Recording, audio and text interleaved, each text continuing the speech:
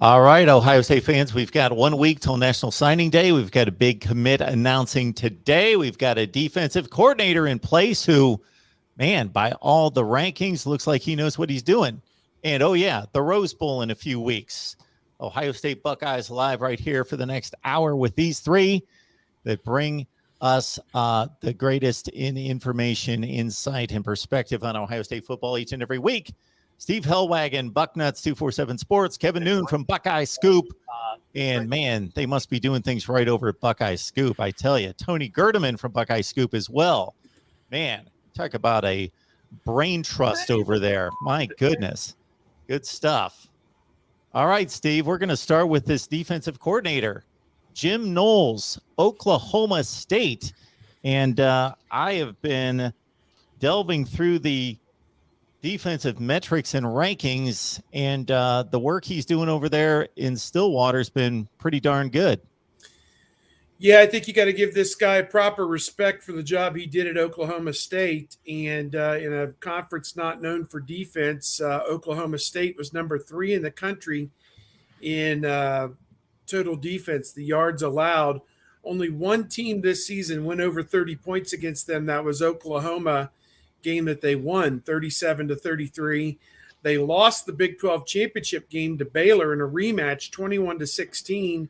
And everybody will remember that's the game where the runner was shoved out of bounds about 3 inches shy of the pylon. So it was nothing that the Oklahoma State defense didn't do. They only gave up 21 points in that loss. He has been really known. I mean, he spent, I believe, a total of, I want to say 18 or 19 years altogether at his alma mater, Cornell, and was a player, an assistant coach, and even the head coach there, I believe, for about 6 years. So I think that's a positive in his favor that, like Kevin Wilson on offense, you have a former head coach now running your defense, and he can give Ryan Day the kind of counsel that he needs as a head coach from a former head coach to help him kind of manage through games. But that's just part of why he's coming to Ohio State. Obviously, Ohio State's defense needs a reboot of some sort going into 2022. He'll start his duties in earnest, I presume, after the Rose Bowl, but already available, I assume, to talk to prospects and touch base with people on where things are headed beginning in 2022. Also did a stint at Duke for David Cutcliffe, I believe, defensive coordinator there, defensive coordinator for Mike Gundy at Oklahoma State, and just did a bang-up job. He's got a list of guys he helped put in the NFL, and known primarily, I believe, as a linebackers coach by trade.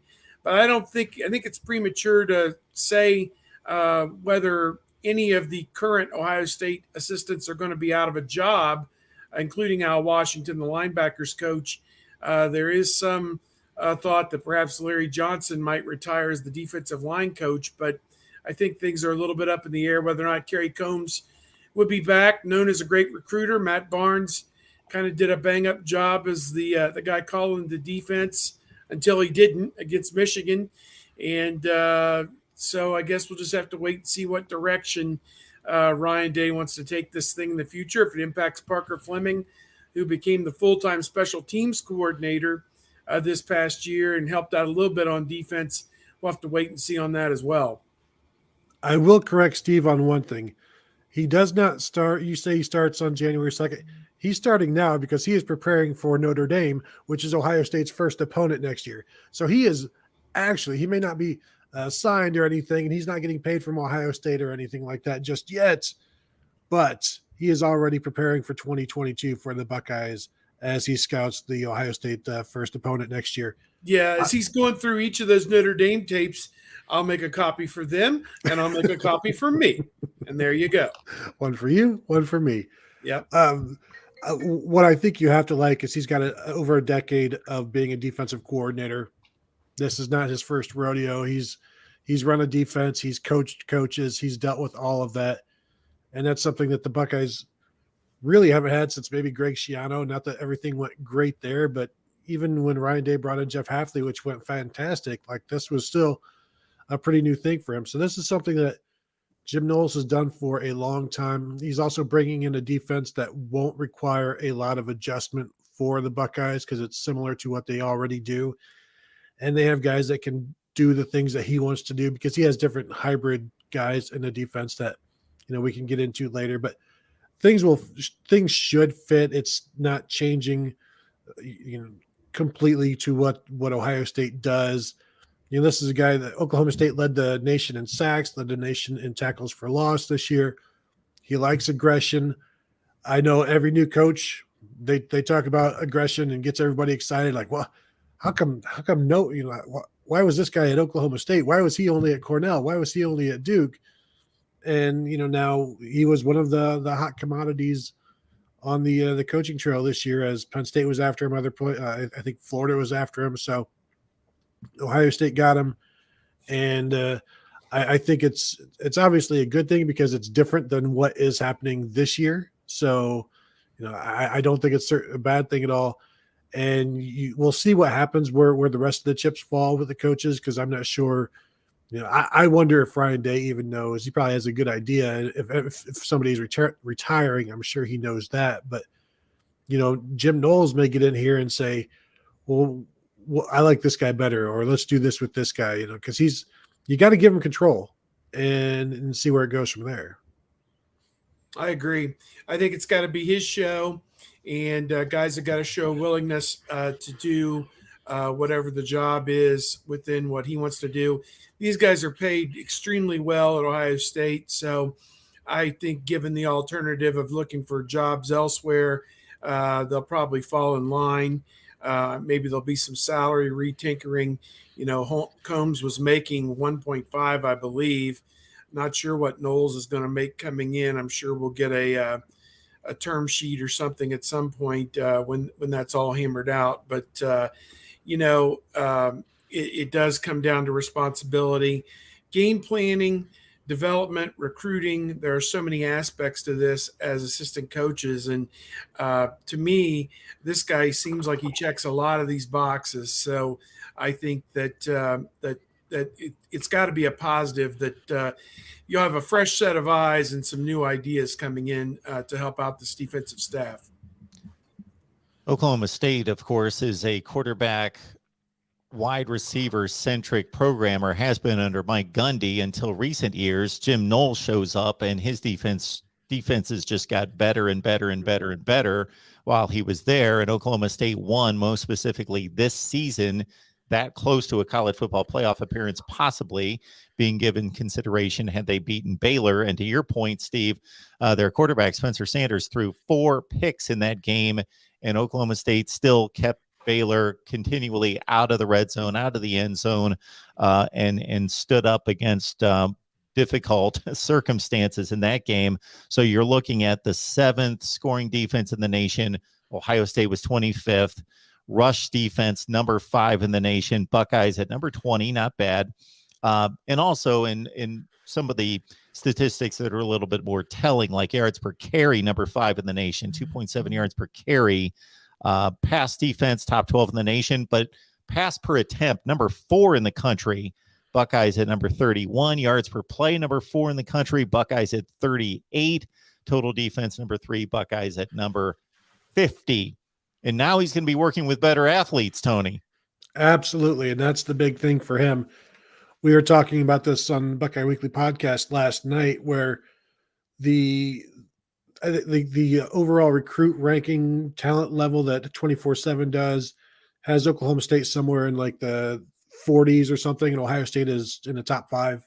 So you're talking about a really considerable jump in talent. I think Oklahoma State was also the only defense in the nation to not give up more than 3 offensive touchdowns in a game. Georgia was the last one, and Alabama scored more than 3 or scored 3, something to that effect, where they held their opponents below, something that nobody else did. So that's another good sign. But yeah, like, he's not known as a recruiter, but he's worked at Oklahoma State and Duke. So I don't know how many guys that work at Oklahoma State and Duke or Cornell are known as recruiters. Once you get to Ohio State, it'll be interesting to see what he does. And this is going to be his baby. This is his defense. you talk to or you watch videos of him, and this is pretty much all the access we're getting right now from Jim Knowles, because obviously we don't cover him, but you watch videos from Oklahoma State and players really like him. They talk highly of him. You see his interaction with his players. So it would make sense that he would be able to build relationships with high school kids and be able to recruit them. You'll start to hear some stuff from current Ohio State commits about what they think of him, but I don't know. I doubt there's going to be any interaction until after January, after he's there. But the amount of talent that he's going to now inherit and work with, because he does have hybrid players that I've talked about, and he's got one of the hybrid players. He calls it a Leo or a Jack, which can be a rush end that also plays some linebacker. But in watching videos, he says that it doesn't have to be a defensive end. It doesn't have to be a defense. I mean, he said at Duke, he had a guy play the position who was 5'8" or 5'9", and it's just a guy that is an adjuster, as he said. And it's a lot like a running back, where you can just put him in the middle of the field and just send him after the ball and things like that, where a lot of these hybrids are off to the field side. It's a linebacker or defensive back hybrid.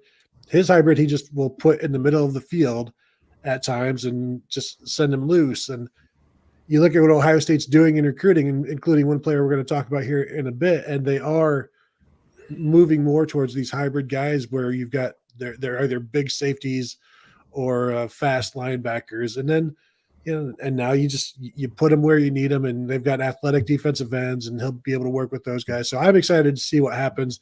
I don't know how much we'll actually learn in the spring, as they're probably just trying some basic installs, and he's still trying to figure out exactly what he has. And spring will be the first real good opportunity to see. And then how does that evolve in fall camp and into the season? I can throw in here. Somebody on our message board said, why is the defense so bad when they've recruited so well? And I said, well, that's a little bit of a misnomer. And I started to crunch some numbers. The guy was like, you got 4 and 5 stars everywhere.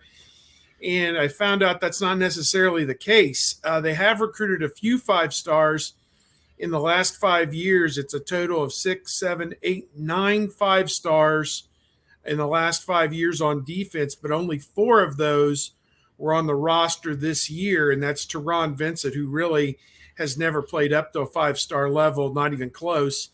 Zach Harrison, who has in about 3 or 4 of the games he's played in the last 2 years. And then JT Tuamalaau and Jack Sawyer last year, who are freshmen who started to scratch the surface of what they can do. So 4 5 stars there. No one who you'd say is an All-American. And obviously the 2 freshmen, they're still finding their way. And then 34-star players on defense were on the roster this year. 17 of them, though, were in their first or second year. So they have upgraded the number of good players that they have taken in the last 2 years, I think. But as I summed it all up, there's not a lot of All-American blue chip, high blue chip, top 20, top 30 talent on this team on defense that changes games, like a Chase Young or a Jeffrey Okuda. Those type guys who were, top 20 players and played to that ranking. Nobody like that on this roster. And then, as I said, made the comment, and I'll just leave it at this, a lot of okay to good players, but not a lot of great. So they got to get back to getting great on that defensive side of the football if they expect the results to look much different. Well, from what you just outlined there, Steve, it seems to be a combo issue of development and recruiting, where the recruiting could have been better on the defensive side to match the offense. But when you're pulling in top 5 classes, they can't be all one-sided. Yeah. And I'll just throw in there, as I looked at those lists, I see a lot of guys who were high 4 stars from, let's say, what would have been the 2020 recruiting class. And we didn't see many of them on the field this year, like Darian Henry. There were 3 or 4 of them that just stuck out like a sore thumb. Like, well, where are you, bro? Second year, you should be in the 2 deep, and you should be getting reps. And I think that goes back to development. I know 2020 was a wonky year. Those guys didn't get the proper development, perhaps, that they should have with that time that was missed. But hey, they're in the same boat as everybody else. I will say this: at other colleges, it seemed like you were going up against more and more super senior type guys than even Ohio State had. Ohio State had 5 of them, but it seemed like there were a lot of other schools that took more and more advantage of that. And, Ohio State lost 2 games. Did Oregon and Michigan have guys that really, really took advantage of it to where it changed the trajectory of Ohio State's season? I don't know. But I don't know. Just you have a great offense, and you've had a great offense for the last several years, but, something has always held you back from being at the top of the line. And I think that Ryan Day has finally said enough is enough and gone out and tried to do something to address that. In that 2020 class that you cite, 25 signees and 7 of the top 8 offensive players. Yeah, there you go. Yeah, that's been a criticism of Day. All right. What could change that immediately, at least in a small part, would be getting maybe the best safety in the country. So Xavier Wampa is going to announce later today where he's going to school, and it appears as though he's choosing between Iowa, Ohio State, and Notre Dame, Tony. Yeah, and being the Iowa native that he is, I think everybody expects it to be Iowa. So that's one that Ohio State kind of lost the race for. They seem to be leading for him for a long time, along with Zion Branch, another safety that was looking like Ohio State, and they were talking with each other, those 2 players, and you start to just almost chalk them up to being in Ohio State's 2022 class, and then things start to fall apart, and you see Iowa's defense play really well and maybe did enough to decide to keep him home. And so that's going to be a pretty decent loss for Ohio State. There was talk about, is Nwangba, is he a true safety? Will he grow into like an outside linebacker of sorts? So I think there's still an issue of where exactly will he play, but Iowa does have a nickel position that they like to use. And, he could be he could step in right away next year and be a big part of that defense. So I think that's where it's going to go. I believe he announces at 3 p.m. I'm not sure if that's Eastern or Central. But yeah, that's one where Ohio State is now going to have to find out where to get another safety. And they kind of did with the Sonny Styles, which we'll talk about. But yeah, that's not a great close by the Buckeyes on Xavier Nwangba. Iowa doesn't. I have nothing really to add on him. I've never talked to Xavier myself. I don't know that I was ever at a camp where he was at, but everyone swears that he's one of the top prospects in the country. And yet, I think it's natural that Iowa is going to have an inside track there just because of where he lives and everything. And they're such a great defensive team. And you look, they've put a lot of guys from that secondary. They're an offensive line and a secondary school. I mean, that in linebackers, they've done a great job putting guys in the NFL from a lot of those positions. So I don't think that is an indictment of anything that Ohio State did or didn't do well. I think they did everything they could. When you look that Proctor is coming back next year, and he's going to play for Ohio State next year. Bryson Shaw got to play quite a bit. Certainly, Ronnie Hickman was back playing more safety than bullet, at least the last couple of games when they put they put Craig Young, who, okay, fine, you're going to play me, I'm going to leave. I'll show you. I'll show you. You're going to finally play me. I'm going to leave. I mean, he got his most playing time, it would seem, and I didn't look at the snap counts, but he was at least out there. He didn't start the Michigan game, but he did start the Michigan State game, which I think caught a little some people off guard. But back on Knowles, just real quick, I think one thing that one of my friends who's a coach noticed that he seemed to favor more 3-man down fronts. And that may give them a little bit more versatility and flexibility to bring pressure from different angles and to do different things. And I think that when you talk about what the job description at Ohio State as defensive coordinator is, I mean, the overarching goal, obviously, as we keep hammering every year, every week, three things: beat Michigan, win the Big Ten Conference Championship, and get into the playoff. Well, they failed on all three of those this year, and that'll be their goal going into 2022. But to win the Big Ten Conference, you have to slow down and stop a Purdue, which throws the ball X number of times. And then 2 weeks later, you've got to slow down and stop a Michigan team that was almost exclusively run in the second half of that game against Ohio State. So there's a lot on your plate in terms of the diversity of the different offenses that you're going to see, that you're going to go up against throughout the course of an entire season in the Big Ten. So it's not an easy job, I don't think.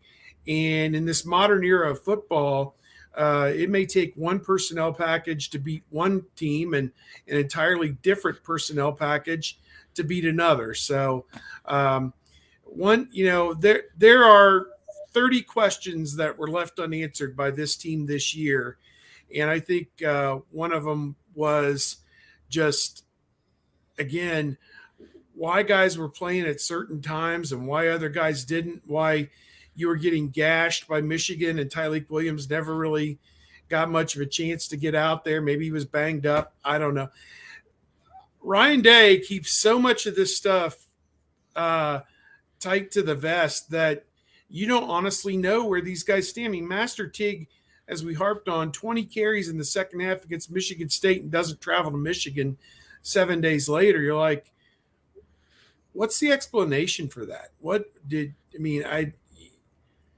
he quit the team? Did he, was he really hurt? Did he get banged up on Bloody Tuesday before the Michigan game? I mean, what makes sense on that? There's one of 30 things that happened this year that there was no answer, no explanation, and we'll probably never know, but, whatever. Well, Steve, as soon as you mentioned in regards to the role of a modern defensive coordinator having to adjust to different offenses every week, I thought, I wonder how much it would take to get that guy out of New England, Belichick. That's what he seems to major on, coming up with a different team every week. They threw the ball 3 times Monday night and won. That was crazy. That was just a crazy game to watch. And I don't think the weather, they showed early and late how it was blowing and everything was really bad. I'm not sure, was there a lot of precipitation during the actual game? I don't know, but the wind was certainly a factor in that game. Folks, sponsor us here at the Voice of College Football, and whether that's for the overall channel or specifically for this show, our Ohio State football coverage, hit me up at MarkRogersTV at Gmail. We got Steve, we got Tony. You can catch Tony on Buckeye Scoops, Steve on Bucknuts 247. And we got a question in on the offensive line coach and whether we know of any candidates at this point. Well, the job's not open, so that's until the job is open. I was wondering whether I missed that or not. No. Okay, I didn't. All right. No, I know that's one where you wonder how much longer Ryan Day can tolerate some of the recruiting misses where they kind of have guys in their grasp, but they can't seal the deal, and it happens every year. And they still also sign some really good guys every year, but they could probably sign more if they could just hold on to some of them. So I know, like every year, I think people expect Greg Stadroa to get the boot, and I don't know if this is the year. It wouldn't shock me. Then who do you go get? You better go get somebody who can obviously teach, but also you better go get yourself a recruiter, because that's why if you do get rid of him, that's why you're getting rid of him. My thought, again, kind of parallels what I said about the defense being able to stop the run and the pass. I think what you had was an offense and an offensive line that was built to beat all but the very, very best teams in college football. And I don't know that Oregon necessarily ended up in that category, but Michigan, it appears, certainly was. And by that, what I'm saying is you could get by playing 4 offensive tackles on your offensive line and not having 2 traditional road grader run blocking guards because those tackles, the 4 tackles that lined up on the offensive line, kept a clean pocket for CJ Stroud. And he was able to throw for 300 yards every game because of that. And that, when you're able to do that, that makes up for a lot of the mistakes in the running game. The teams that they were able to line up and run the ball against, you look at it and they just weren't able to deal with Ohio State's physicality in those games. But when the chips were in the middle of the table and you had to line up and run the football, they couldn't do it. And I think the question they're going to have next year is you'll have 2 natural tackles and you're going to have 2 natural guards, it would appear, back on that offensive line. Figure Harry Miller and Jones, Matthew Jones, would probably be your 2 guards, and Luke Whippler would probably be your center again. Are they going to pass protect to the level that they pass protected in 2021 with 2 centers, or a center, 2 guards, and 2 tackles next year, as opposed to the 4 tackles? So it's a push-pull type thing. You were built to throw the football all over the lot. They kept him clean for the most part.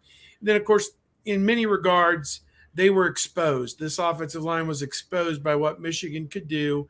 For whatever case, all the pre-snap penalties, the holding penalties, and everything kind of came home to roost in that game. And that's a poor reflection on Greg Studrawa, certainly the play of the offensive line in that game. Now, what we don't know, and no one's really ever said, was it Greg Studrawa who was pushing to play 4 offensive tackles? Was it Kevin Wilson and Ryan Day who looked at it and said, we're going to be a throw first team and run occasionally, which is kind of how it turned out. And we're going to get by with playing 4 offensive tackles along that offensive line. And was it their idea? Was Studrawa pounding the table for Matthew Jones to play? We don't know. No one has ever said what the internal discussions were, where the blame lies for how this all came about. But this was not an offense built for all seasons and all disciplines, because when they had to run the football in the biggest game of the year, they couldn't do it. And they couldn't pass protect either. So, but other than that, they were great. 534 yards a game. Whoop-de-ding-dong. You're 10-2. Yeah, that's what it turned out to. Now we got CJ Stroud taking a trip this weekend, and there have been 7 Heisman Trophy winners at Ohio State, which is tied for the most in the nation with USC and Notre Dame. So for you fans, some only care about championships, others care about personal accolades and being able to tout that, hey, Ohio State's got more Heismans than anyone. Doesn't look like it's going to quite happen this time around. I will add another statistical note there, courtesy our guy Pat Murphy from Bucknuts, who let me know that there have been 13 Ohio State finalists for the Heisman. So that has been added too, but I don't know that that's a readily handy statistic that most people cite, Heisman finalists. But Steve, it doesn't appear CJ Stroud is going to get the nod, and probably the game that you just cited up there in Ann Arbor was probably his undoing, not necessarily that he's to blame, but you got to win the big one to win the big one. Yeah, I think that definitely, coming out of Michigan State or maybe another game earlier, he was considered a front runner, I think, after Michigan State. But then, and the number that they didn't he throw for 6 touchdowns or something obscene against Michigan State? And then obviously they didn't win against Michigan, but he threw for almost 400 yards and didn't have an interception in that game. Had a touchdown pass that was dropped by Chris Olave. So I don't know. I think for him to be invited is a great experience for him and a great recognition of the year that he had. A lot of Michigan State people were upset that Kenneth Walker wasn't invited, and I just politely pointed out that he was the front runner after they beat Michigan, 197 yards. Everyone thought, well, this is going to be the guy, but he didn't finish the season on any kind of a flourish. He may have gotten banged up against Ohio State, 6 carries for 25 yards in his team's biggest game of the year. Well, yeah, you're going to get left at the curb. I mean, that's just the way it is. And Bryce Young, in my mind, with the way he played against Georgia, Alabama finally showed up and played to their capability in week 13 or whatever. But, good for him. Hutchinson was huge against Iowa, huge against Ohio State, and he even made some big plays against Michigan State. I think, wasn't he involved in the touchdown that was overturned, whatever they called there? I don't know, arm moving forward or whatever that was, but they negated a touchdown, a defensive touchdown, and he was in on that play against Michigan State. As far as Pickett, I think it's a nice thing. He led Pittsburgh to an ACC championship, which is almost unheard of when you think about Clemson has had a death grip on that conference, and the numbers he put up were amazing, no question, though the ACC was a little bit down, and they lost a non-conference game to Bowling Green, as I recall. But, it's a good group. Is it a representative group of the entire country? I don't know, but it was a weird year in college football. Nobody really ever seemed to take that thing and grab a hold of it and hold on to it and say, hey, man, that's my Heisman. And to borrow a line from a famous Sports Illustrated cover, I think it was Charles White and, I don't know, Billy Sims or somebody were arguing over it going into a season one year. So I don't remember exactly who it was. And the caption was, hey, man, that's my Heisman. But I think that it'll be interesting to see who it is. It will not be C.J. Stroud. I had him on my ballot. I also had Bryce Young and Aiden Hutchinson. Those were the 3 guys I voted for. You're not supposed to announce your order or anything like that, but I do think those will probably be the top 3. And although Pickett could be third, the Maxwell, the top 3 were Pickett, Young, and Hutchinson, I believe, with no Stroud. So maybe that's an indication of how this will go. Yeah, I think the Kenneth Walker thing was, I saw like Brock Heward tweeted out like, what this is a disgrace or something to that effect. Like, how could this happen? How could he be left out? He was the only reason Michigan State was where they were. And if you take him off that team, that's like a 7 or 8 win team. And my response was, this is probably the first time that most of the voters had watched him was against Ohio State. Yeah. And they saw him rush for 6 carries for 25 yards. And his response was, well, that's not his fault. The defense was, they gave up 100 points. I'm like, I'm not saying it's his fault. I'm saying this is reality. This is the one time that most of the voters actually watched him. That's not on him. That's on the voters. And that's what, and the same thing with Aiden Hutchinson. The one time they really sat down and watched him, he had 3 sacks against Ohio State. I think there was a point in that Alabama-Auburn game where, to me, C.J. Stroud had risen to number 1 because Bryce Young was not playing well. He ended up winning that game and then winning the Heisman against Georgia. But now this will be the 5th straight starting quarterback at Ohio State to finish in the top 5 of Heisman voting. I don't count Cardale Jones. He lost a job and didn't finish the season as the starter. Over the last 2 decades, only 3 starting quarterbacks at Ohio State have not finished in the top 5 of Heisman voting, as long as you don't count Joe Bauserman, because, again, he was not he didn't finish. But you got Craig Krenzel never finished in the top 5. Obviously, Troy Smith won it. Todd Beckman didn't. Terrell Pryor didn't. Everybody else from that point on has.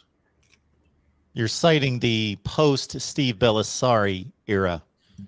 Yeah, and that's a guy who I thought would win a Heisman because of his overall ability to run and throw.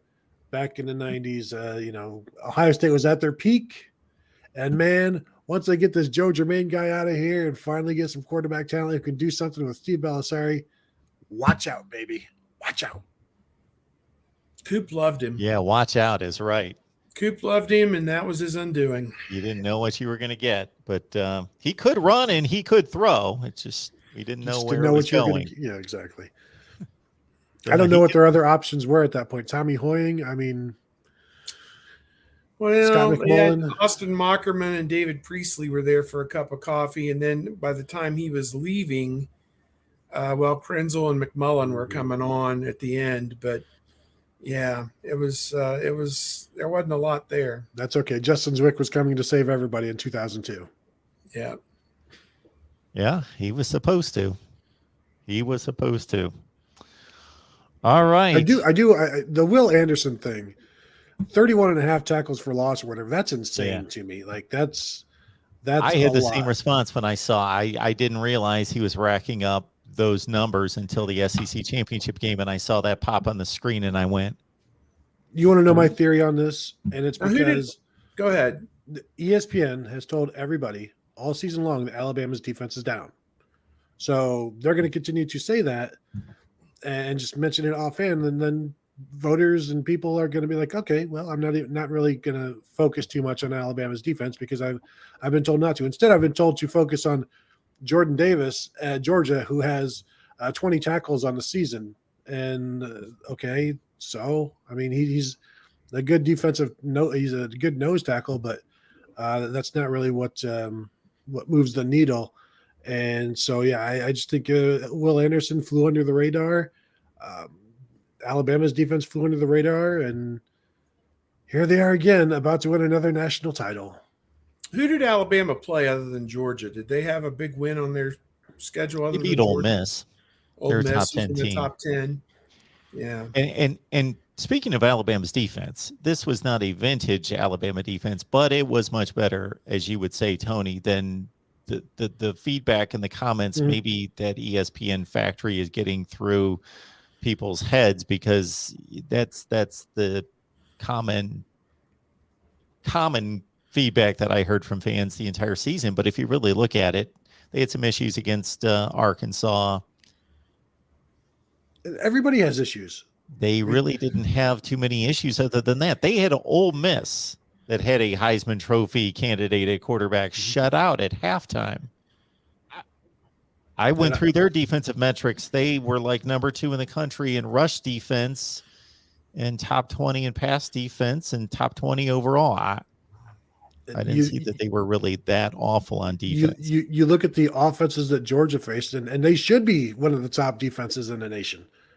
And, it kind of just goes along with who are you playing, what you do. And it's hard to be a really good defense in terms of stopping everybody, because there's going to be mistakes, there's going to be breaks, and you're playing.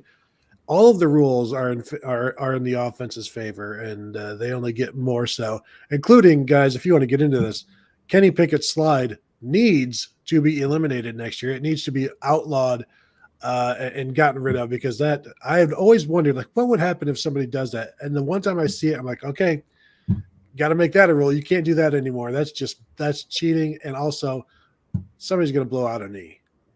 Feigning a slide. Mm-hmm. It's no different than when a linebacker's clap to simulate number 12 of the offense, feigning a slide, 15 yards from the spot of the foul. Mm-hmm. Or you just, because you can't just blow it dead at that point, like they would with a normal slide. You have to throw some punishment on it. So I would expect, we get to talk with Bill Carollo every year, and that will probably be brought up. And I don't know how. That's a hard one, because it's a judgment. It's a total judgment call. But he did it. Like, that was easy to see. Yes. Maybe he hesitated. Replay things. He hesitated and everything. I mean, it was brilliant, but the defense let up. It's somewhat of a judgment call in the same realm of faking a fair catch signal, or when there's a hesitation there. You have to make a judgment call. Mm-hmm. And I think it was pretty obvious there. It's impossible to play defense as it is. Yeah. Let's give these guys one break. They can't be trying to guess when a quarterback's going to slide or fake slide. Or if you allow it, then you get to bank one free shot on a quarterback. I like it. Wake Forest will have one free shot on the quarterback. I'm not saying you run and do it like we will. No clock time will move off. We will not use any of the clock time. One on time down. The quarterback must stand there. No, I'm saying throughout the game, you get away with one maybe shot to the head. Just one. So, Kevin, I've got a list of items you need to address. Oh, boy. We're going to take them on here one by one. Oh, my phone's ringing again. I got to go. Buckeyes are not going to get this safety, Xavier Wampa. It doesn't look that way. Okay. That's what these two told me, but I didn't listen to them. So I wanted to still have some hope. Something about the sun shining on a dog's rear end, or I don't know. They certainly led at one point. It really was between Ohio State, Notre Dame, and Iowa. I just think that Iowa's picked up momentum here as of late, and it's just more than Ohio State really can.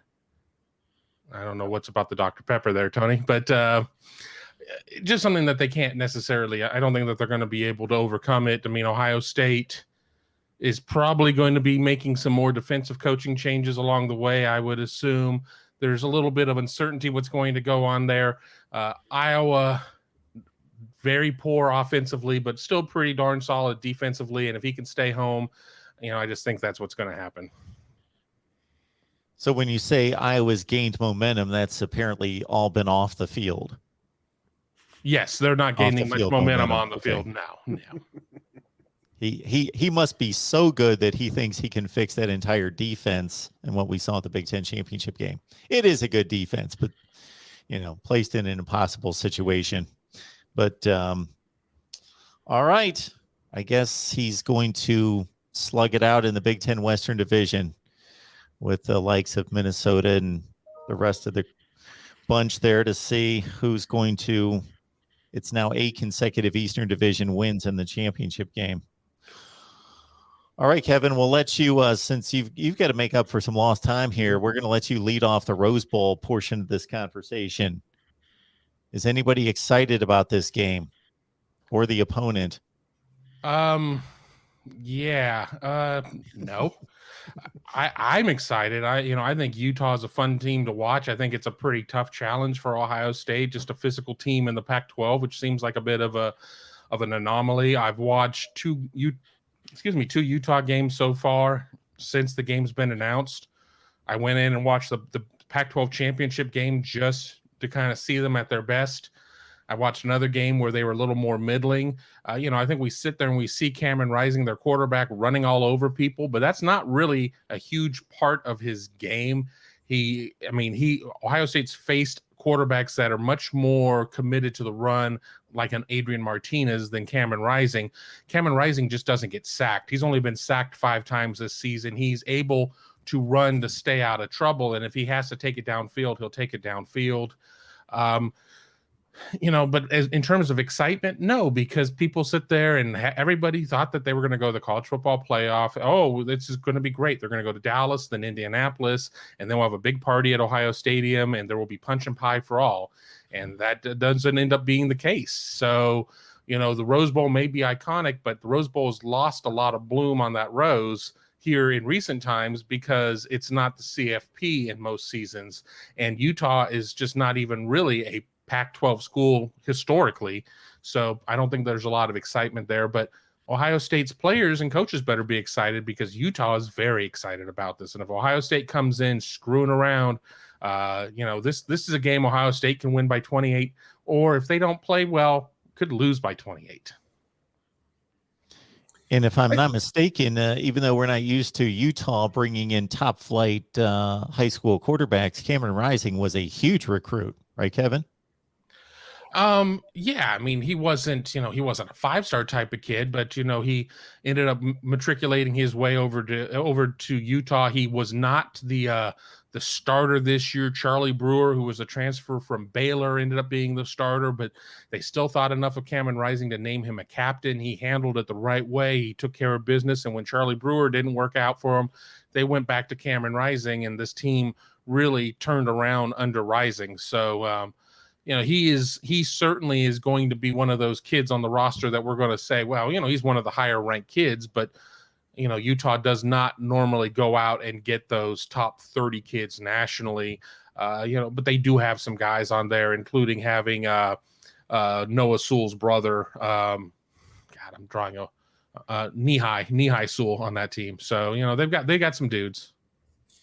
Utah, to me, they've benefited tremendously by that last shift of realignment about 10 years ago, where they got called up to the bigs from the Mountain West and got to play in the Pac-12, and now it's their 11th year in the Pac-12, and they've won the conference championship. Their coach Kyle Whittingham has been there. What is it now? 17 years, I believe. He was the guy who replaced Urban Meyer when Meyer left after he got him in the Fiesta Bowl. This is only the third time they're going to play in a New Year's Six game. They're 2-0 in those games. They beat Pittsburgh in that Fiesta Bowl back in 04-05. And they stunned Alabama before Nick Saban really had it going there at Alabama. I think they beat them in the Sugar Bowl, I want to say, one of those years. So, you look at it, they're going to be happy certainly to be in this game. It is about a 10-hour drive, I think, from Salt Lake City to Los Angeles. So, there'll be a few people that will make that trip, but probably a lot more that are hopping on a plane from Salt Lake City to LA. I assume there's a lot of flights daily on United from Salt Lake City to Los Angeles, and we'll bring a lot of those people, and they'll probably be very well represented. I think the crowd should probably be 2/3 for Utah and 1/3 for Ohio State when it finally comes out. But I've been at Rose Bowls where it seemed like it was half and half. Ohio State and Arizona State way back when, and I don't remember about Oregon and Washington, but at any rate, they're going to be very pleased and happy to be a part of this.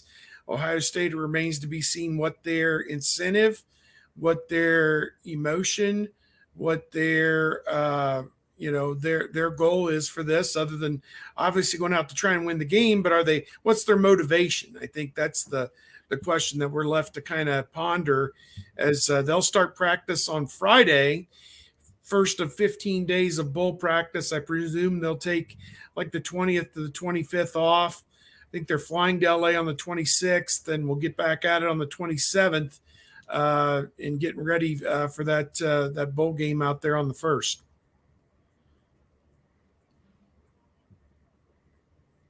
Anything on this one, Tony?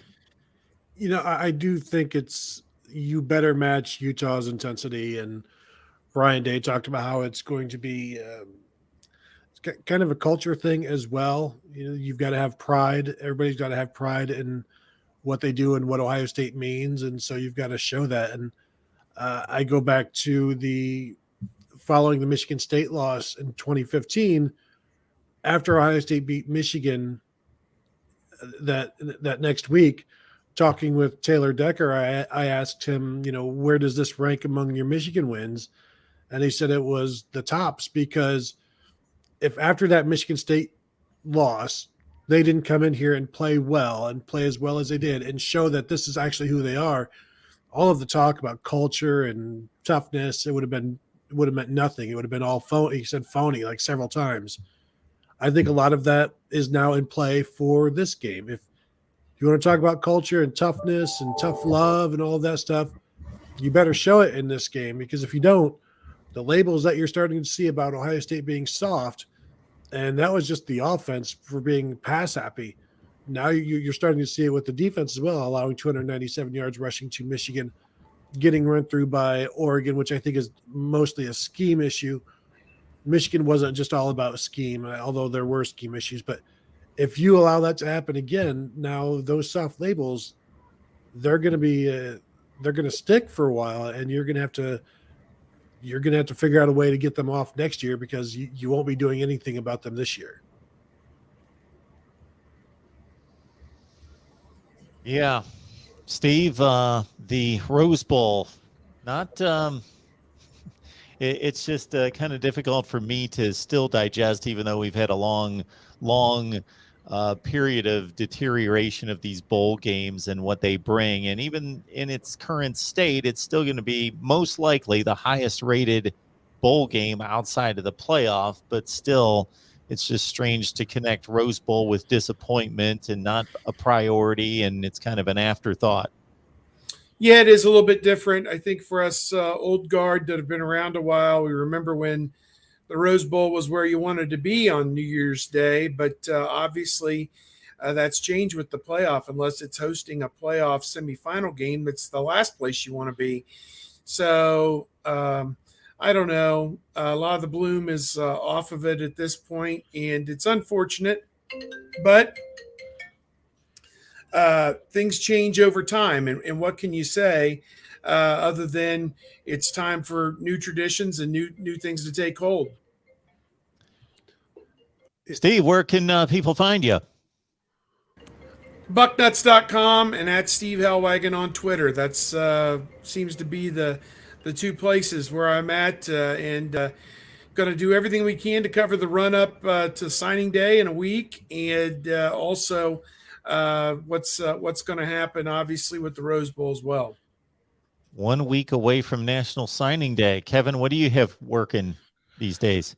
Oh, plenty of stuff. I just recorded and posted an edition of the Big Meat Kickoff where I spoke with somebody who covers Oklahoma State about what the Buckeyes are getting in Jim Knowles. Have a lot of stuff leading up to National Signing Day, planning on being at Pickerington Central to see Sonny Styles sign his letter of intent as he's reclassified. Lots of questions to ask him and a whole lot more. So really looking forward to it all at Buckeye Scoop. Tony. Yeah, you can find me at BuckeyeScoop.com, on Twitter at Tony Gerdeman. Really, at this point, you got some stuff in the works, but something new is happening like every day at this point. So you just got to be ready to be available to cover it. And of course, Buckeye basketball tonight, 9 p.m. on ESPNU. I know Steve is looking forward to that. We are all looking forward to that. Hosting Towson, mighty Towson Tigers, 9 p.m. 9 on a Wednesday, Eastern time zone. Look out for that, everybody. Keep an eye on that and tune in for that. And then podcasts here and there, writing about new coaches coming and going, and all of that good stuff at BuckeyeScoop.com. They didn't think enough of Ohio State to at least move it to the 7 p.m. time slide. Hey, I'm just glad it's not 9:30. It has been in the past.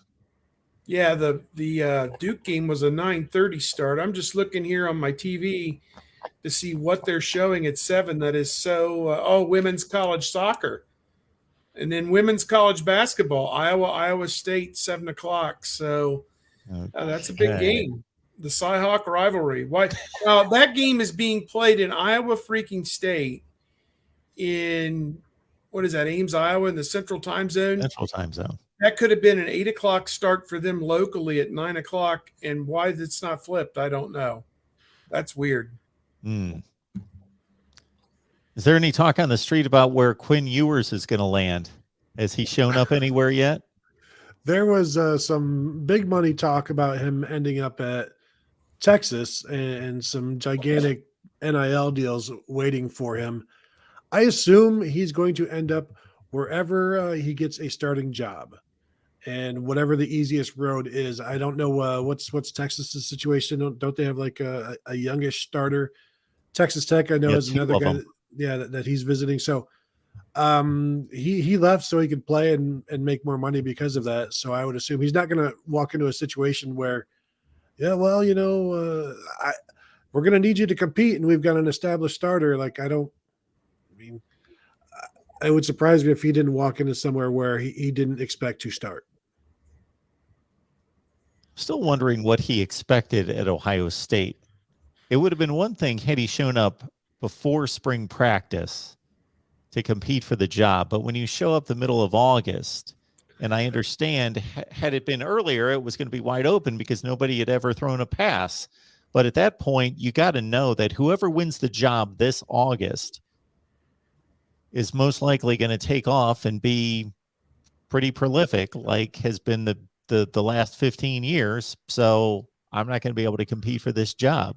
I think what was caught him off guard is that CJ Stroud was as good as he was, and other guys in front of him were better than he was as well. And so then, obviously everybody's going to be better than you, but CJ Stroud being as good as he was, he knew he wasn't starting next year.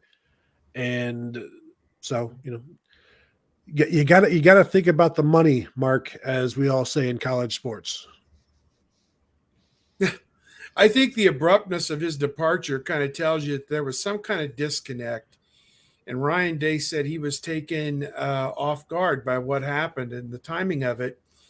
And I think there was some kind of disconnect between Quinn Ewers and the coaching staff on, if we backtrack this, Texas High School Athletic Association said, no, you may not monetize. And that came out right around the beginning of August, late July. And he made a very quick decision within a week and said, I'm out of here. Peace out. And was off to college and dictated to Ohio State, I'm coming this year so I can monetize. And, say if that's good thing or bad thing all you want, but that's kind of the fact of the matter. They were put on the defensive in this case of, okay, well, you can come on in, but we have put all of our eggs in the basket of CJ Stroud, Jack Miller, and Kyle McCord since January 1 of this past year and January 1 the previous year of the other two guys. And it would not be the right thing to do to throw them overboard to put you on a fast track to play this year. We're not going to jump you over those other three guys. That's not the plan. We haven't done that. And only that, CJ Stroud's a pretty good player. So I think that was the first disconnect, is he came in with maybe some unrealistic expectations that he was doing them a favor by showing up a year early so he could monetize, when it wasn't that way at all. And then as he got into it, it didn't sound like he was making any kind of a proper move toward playing this season. I mean, you'd ask Ryan Day about the 6th week. Is he ever going to get to play? Oh, he's kind of struggling with this, learning the ropes and whatever. Well, then the next thing that happens is Jack Miller gets charged with a DUI, and they have to make him the number 3 quarterback kind of by default. And the next week, Ryan Day said, boy, it's just amazing. The strides this kid's making, he's coming along. Now that Ohio State needed him to fill a role as the number 3 quarterback, oh, the progress he's made, amazing how that happens, isn't it? But, it was an untenable situation from the word go. The 4th quarterback, and with unrealistic expectations. And I think from his standpoint, it was, they really didn't do anything to push me into this competition or develop me, which they had their hands full with the guys that had to play, certainly. And from their standpoint, he put us in a tough spot to expect us to throw the other 3 guys overboard to make a way for him. So just seemed like everything was off from the word go with him. Next year would have been a more natural fit because he would have come in, sat behind CJ for 1 year. Then he would have been the guy, theoretically, in 2023. I think it's very short-sighted on his part. I think that the track record now states this is the 4th straight guy that Day has sent to New York City, although I don't think Barrett went to New York when Day was his quarterback's coach in 2017. I think that they're now up to 3 straight guys who are going to be first-round NFL quarterback draft picks under Day, and whoever starts in 2023 has a distinct chance to do that in the 2024 draft, which will now be McCord, it appears. So, whatever. This transient world of college football, I guess we better all just accept it or stop watching the sport because it's here to stay. Sponsor the voice of college football and this show in particular. Hit me up at MarkRogersTV at Gmail. For Kevin Noon, Buckeye Scoop, Tony Gerdeman, Buckeye Scoop. Check out their work, as well as Steve at Bucknuts 247 Sports. We'll be back here hopefully next Wednesday at 1:30 at our normal time. But that's why you hit the bell for the notifications to know when we go live. Sounds like Steve wants to say something. No, I'm good. No. Okay. So until further notice, National Signing Days next Wednesday. We'll see what these guys have going. And again, subscribe, hit the bell for the notifications to keep up with our schedule here. Guys, have a great week. We'll see you soon. Yep. All right. Take Have a care. good one.